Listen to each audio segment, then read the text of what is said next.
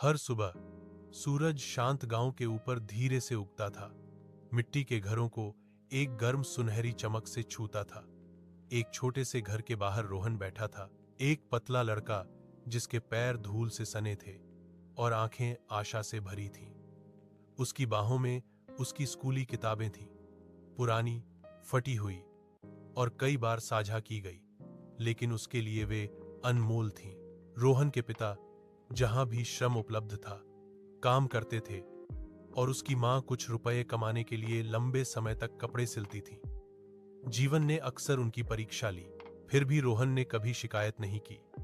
उसे विश्वास था कि उसकी किताबें एक भविष्य लेकर जाती हैं जहां उसके हाथ अभी तक नहीं पहुंच सकते थे। स्कूल तक की पैदल यात्रा लंबी थी और कुछ दिनों तक भूख उसे कक्षा में ले गई। फिर भी उसने ध्यान से सुना, धीरे धीरे लिखा और साहसपूर्वक सपने देखे।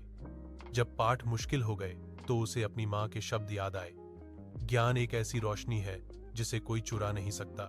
एक सुबह जब वह उगते सूरज के नीचे जोर से पढ़ रहा था तो रोहन ने एक मौन वादा किया, अपने जीवन को बदलने और दूसरों को भी ऐसा करने में मदद करने का।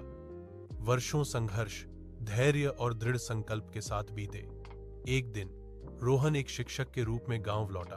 जहां कभी सन्नाटा था वहां अब बच्चों की आवाजें हवा में गूंज रही थीं।